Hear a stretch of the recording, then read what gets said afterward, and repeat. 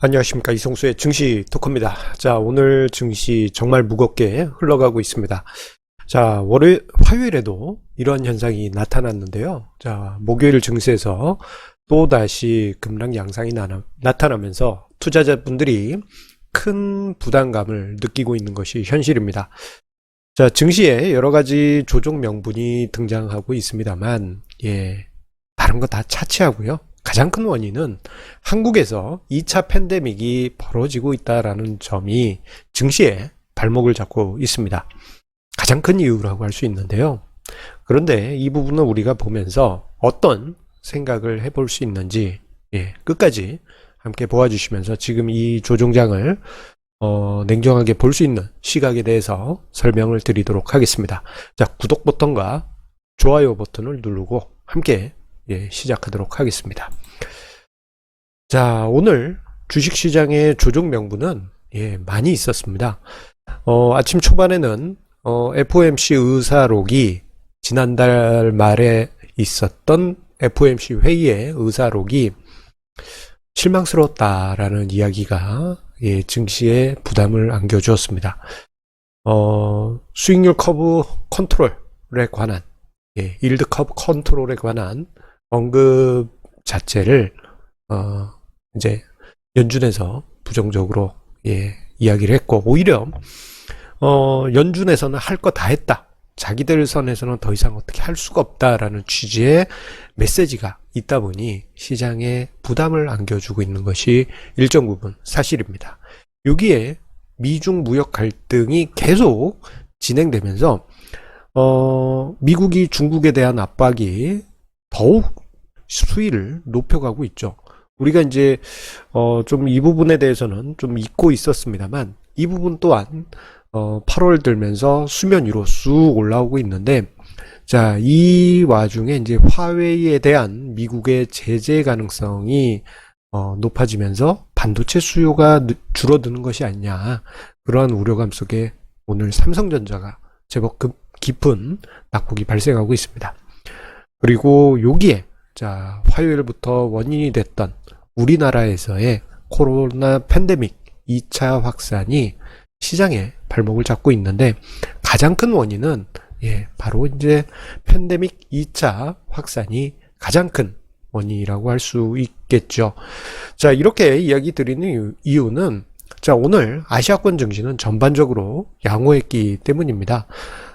조정폭이 있긴 했습니다만, 일본 증시, 중국 증시, 홍콩 증시, 전반적으로 해봐도 우리나라 증시처럼 3%대 중반이 넘는 그러한 큰 낙폭은 발생하진 않았습니다. 인도 증시는 오히려 상승하고 있고, 호주 증시도 오히려 상승하고 있으며, 동남아 쪽의 증시도 약보합 수준에 있습니다. 즉, 우리나라 증시가 낙폭이 민감하게 나오고 있는 것은 다른 무엇보다도 팬데믹 2차 확산이 지금 우리나라 경제에 큰 암운을 들이고 있기 때문입니다. 지금 화면상의 자료는 월드오메타에 나오고 있는 우리나라의 일간 확진자 수 추이인데요. 자, 보시게 되면 지난 2월에 확진자가 폭증한 후에 지금 현재 또다시 2차 팬데믹으로 가는 거 아니냐, 그러한 위기감에 지금 들어와 있습니다. 자, 생각해보면 우리나라 1차 팬데믹 후에 가장 모범적인 방역을 해오면서, 그리고 전 국민이 노력했지 않습니까? 자, 그러면서 모범적인 국가로 그 성과를 내면서 다른 어떤 국가들에 비해서 경제 성장률도 방어를 했고요. 그 덕분에 3월 쇼크 이후 주가지수 상승률이 세계 1위였습니다. 자, 그런데 이번 주 2차 팬데믹이 발생하면서 시장에서는 불안감이 커진 거죠. 어떤 불안감이 커졌느냐? 자, 이렇게 2차 팬데믹이 오게 되면, 자, 미국이나 유럽이나 일본이 경험했던 것 같은 그러한 심각한 경제 침체가 오게 되고, 그로 인해서 증시가 무너지는 것이 아니냐라는 공포감이 마음 한구석에 자리하고 있는 것입니다. 지금 또 한편으로는 코로나 대응 3단계 이야기도 계속 나오고 있다 보니까 시중에서는 이제 이 때문에 어떤 경제적인 폐쇄, 예, 실질적인 락다운 상황이 벌어지는 것이 아니냐라는 우려감이 커지고 있다 보니 지난 화요일 그리고 오늘 이틀간에 걸쳐서 시장에 큰 부담을 안겨주고 있습니다. 자, 그리고 이러한 팬데믹 상황에 대한 우려감이 커지고 있다 보니까 자, 빚으로 투자했던 그 자금들이 자발적이든 또는 피동적이든 예, 매도 물량을 시장에 내놓고 있습니다. 자, 8월 18일부터 해서 장중에 어떤 잡이 없는 기계적인 매도가 장중에 쏟아진 거 여러분들 화요일에도 보셨고 오늘도 보셨을 것입니다. 자, 이러한 잡이 없는 매도 같은 경우에는 신용융자의 강제 청산 가능성이 높고요. 그리고 빚으로 투자한 투자자분들 같은 경우 지금 마음이 급해요. 빨리 팔아야 됩니다. 이거 이러다가 또 3월처럼 되면 어떡하지? 하면서 자발적으로 시장에 악성 매물을 던지는 그러한 상황이 만들어지게 됩니다. 자, 생각해 보게 되면은 B2에 대한 우려감 계속 있어 왔습니다. 신용융자 잔고가 사상 최대 이루고, 자, 어제 발표된 8월 18일 기준 신용융자 잔고가 16조 원에 이르렀습니다. 그건 엄청난 규모입니다. 예. 사람들이 빚으로만 투자하려고 하다 보니 당연히 빚으로 투자해서 내 자본을 빨리 더 키워서 부자가 되겠다라는 욕심에 빚으로 투자를 하다 보니 오히려 시장이 하락하니까 급하게 빠져나가는 것입니다. 그러면서 시장이 전형적인 비이성 시장의 모습인 급등 후 급락하는 시장 패턴이 나타나게 됩니다. 시장 패턴이 급등 후 급락 패턴이 나오는 거는요, 전형적인 비이성적인 시장인 후진국 증시에서 자주 관찰되는 현상입니다.